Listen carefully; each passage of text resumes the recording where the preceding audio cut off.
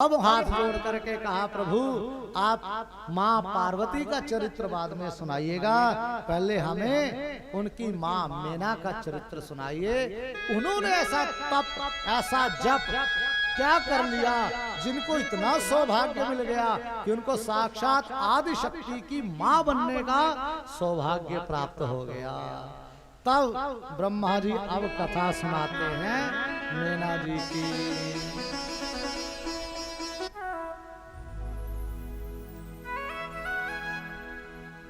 हे नारद जी, आपको मैंने बताया कि मेरे जो 10 पुत्र हैं, उन 10 पुत्रों में 9वें पुत्र हैं दक्ष।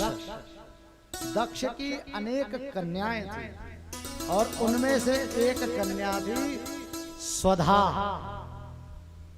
दक्ष की अनेक कन्याएं, उनमें एक कन्या है स्वधा।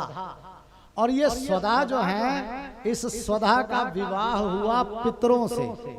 पितर जो हमारे पितर देवता है ना, इसलिए पितरों के नाम के आगे जब जैसे देवताओं की पूजा हम करते हैं तो देवताओं की पूजा के साथ नमः का प्रयोग किया जाता है, और स्वाहा का जब हवन करते हैं तो स्वाहा का प्रयोग किया जाता है। इसका रामाय स्वाहा, कृष्णाय स्वाहा, शिवाय स्वाहा। क्यों? क्योंकि अग्नि का विवाह किससे हुआ? स्वाहा के साथ। भागवत पुराण में आपने अनेक बार इन कथाओं का श्रवण किया होगा। तो ये दक्ष जी की ही पुत्री है स्वाहा, स्वधा और सती।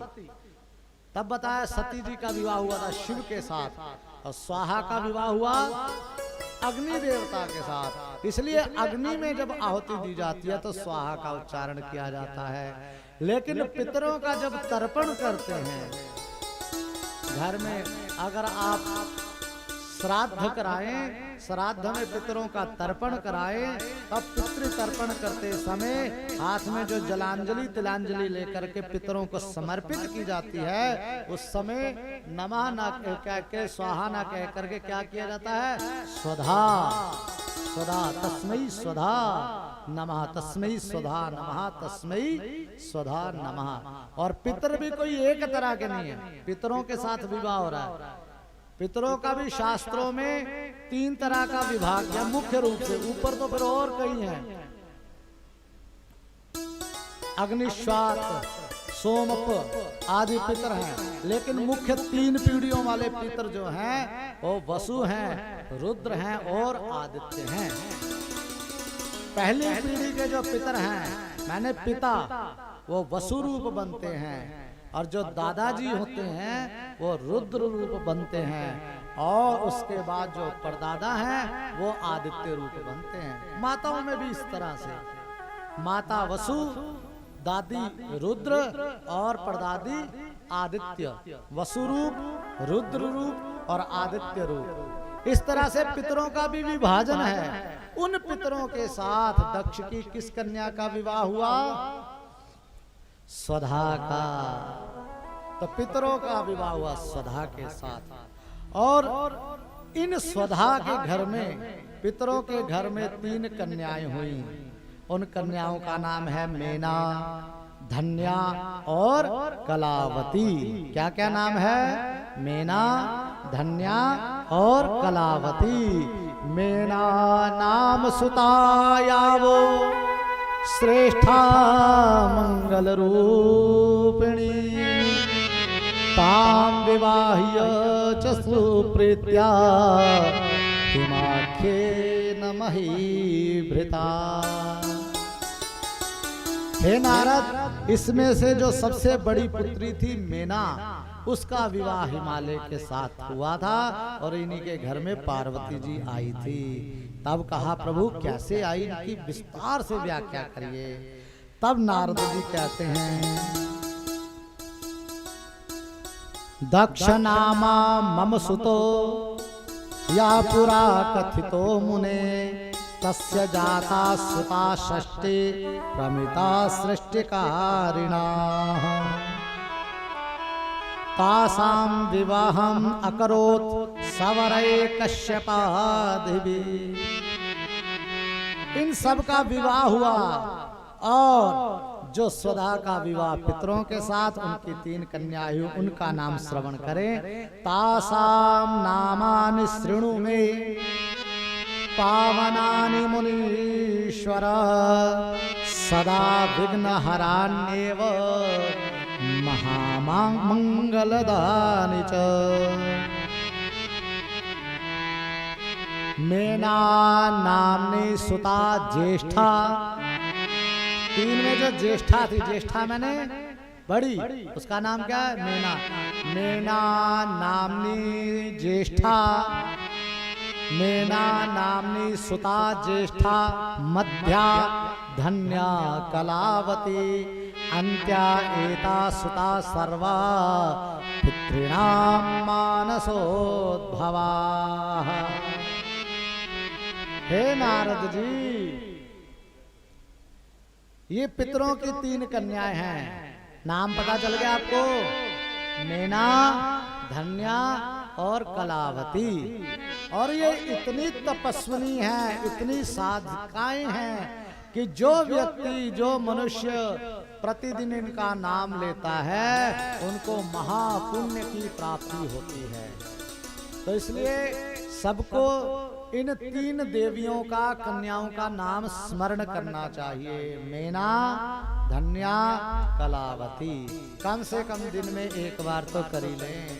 मेना, धन्या, कलावती, ये परम तपस्विनी थी, साधिकाएं थी। वाह शर्मा, वो भी शर्मा जी आएंगे।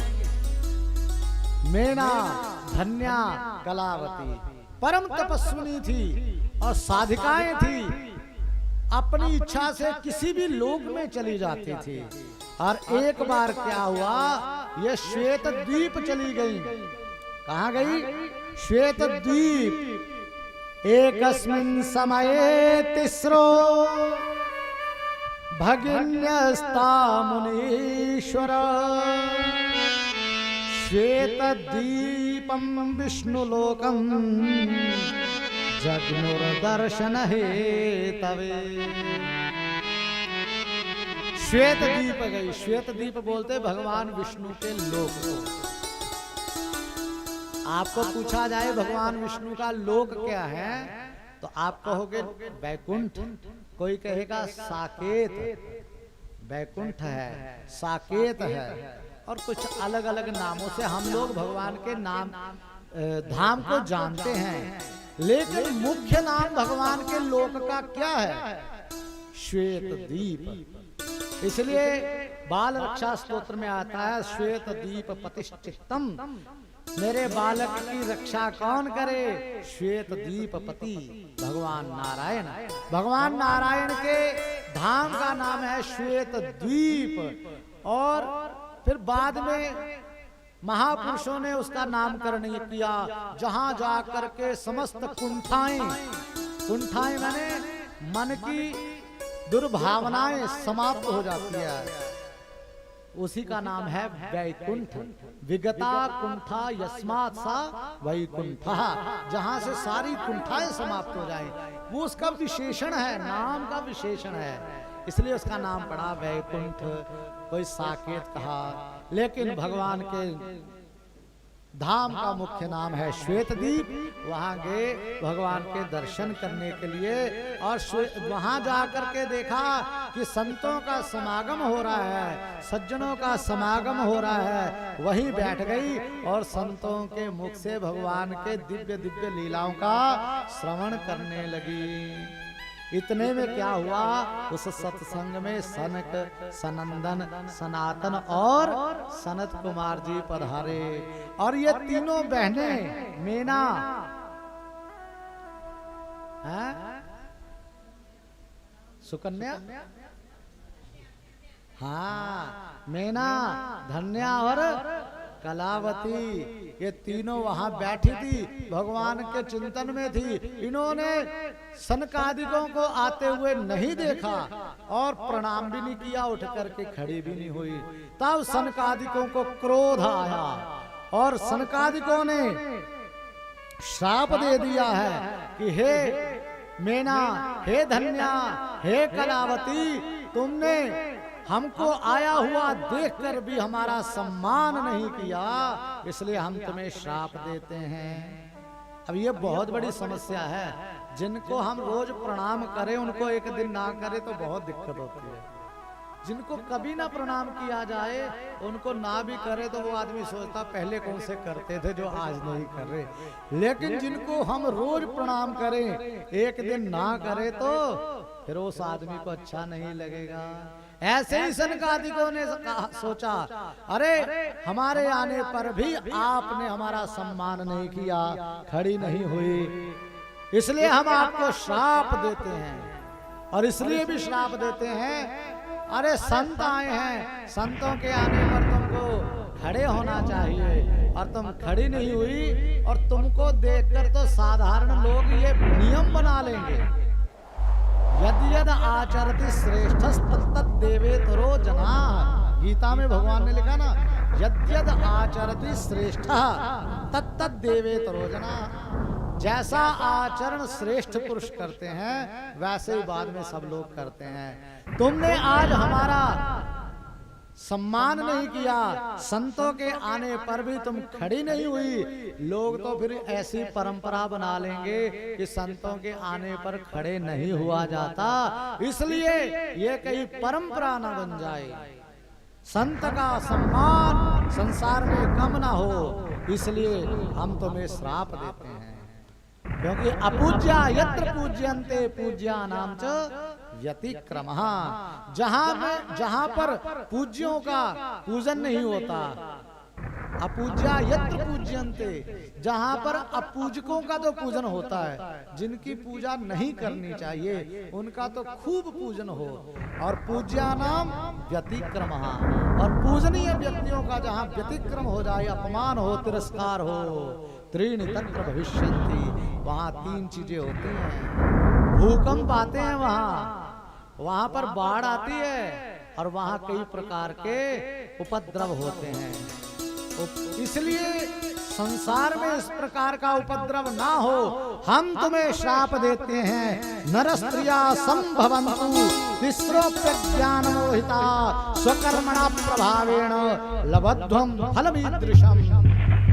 हे मेना, हे धन्या, हे कलावती, हम तुम्हें श्राप देते हैं, तुम नर स्त्रिया संभवन्तु, मनुष्य स्त्रियां बन जाओ। अभी तुम मनुष्य नहीं हो, तुम पितरों की कन्याएं हो, लेकिन हम तुम्हें श्राप देते हैं, तुम पृथ्वी लोक जाओ और पृथ्वी में साधारण स्त्रियों का रूप धारण करो, और ये सब कर्म तुम्हारे कारण ही हुआ, क्योंकि तुमने हमारा अपमान किया, इसलिए ऐसा फल भोगो।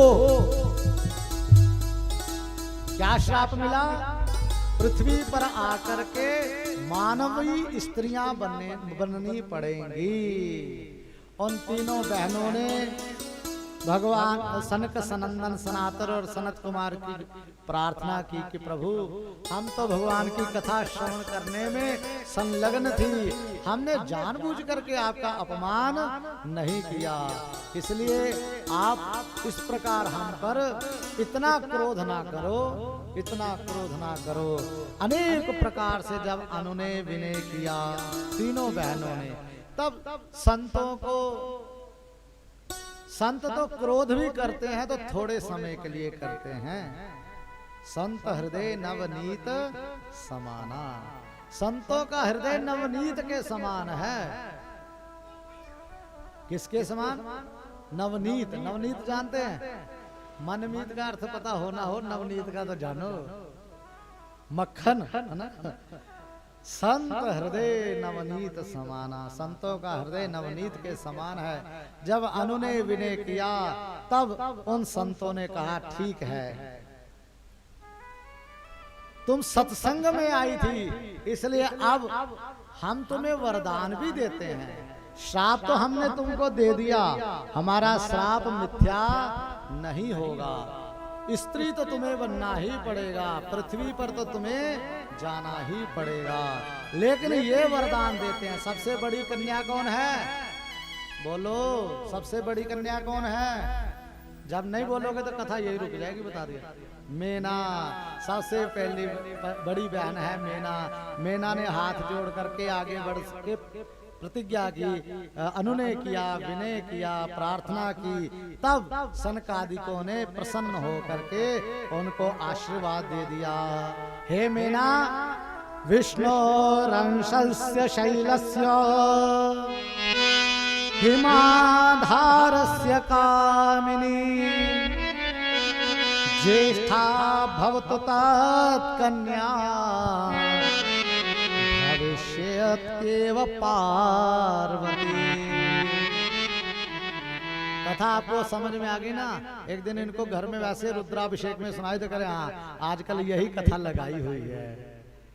ज्येष्ठा जो कन्या है मेना, उनको आशीर्वाद दिया, आप पृथ्वी पर तो जाएंगी, मानवीय रूप तो धारण करेंगी, आपका विवाह तो होगा, लेकिन किसी साधारण के साथ नहीं होगा। विष्णुरंशस्य शैलस्य, जो साक्षात भगवान विष्णु के अंश हैं, पर्वतराज हैं, वो हिमालय हैं, हिमाचल, उन हिमाचल के साथ आपका विवाह होगा और तब आपको आदि शक्ति जगदम्बा की प्राप्ति होगी पुत्री के रूप में। वो आदि शक्ति जगत जननी जगदम्बा आपके गर्भ से उत्पन्न होगी और वो पार्वती रूप में आपको प्राप्त होगी। बोली पार्वती मैया। पार्वती बनकर दूसरी बहन कौन है? दूसरी बहन धन्या। नहीं बोलोगे तो फिर बता दिया यहाँ रुक जाएगा, इसलिए आगे वाली भी याद रखना। धन्य आगे आई प्रभु, मुझ पर भी कृपा करो। तब कहा धन्या प्रिया द्वितीया, धन्या प्रिया द्वितीया तु योगिनी जनकस्य च, तस्या कन्या महालक्ष्मी नामना सीता भविष्यति। हे धन्या, अपराध तो तुमने भी किया था, लेकिन तेरी भक्ति से, तेरी सेवा से हम प्रसन्न हुए, तुम्हें वरदान देते हैं, तुम भी पृथ्वी लोक में जाओगी तो जरूर, लेकिन किसी साधारण मनुष्य के साथ तुम्हारा विवाह नहीं होगा, ऐसे महापुरुष के साथ विवाह होगा जिनके से ज्ञान प्राप्त करने के लिए बड़े बड़े ऋषि महर्षि भी आया करेंगे। ऐसे राजा के साथ आपका विवाह होगा, जिनसे ज्ञान प्राप्त करने के लिए बड़े बड़े ऋषि महात्मा आते हैं, आएंगे, आया करते हैं।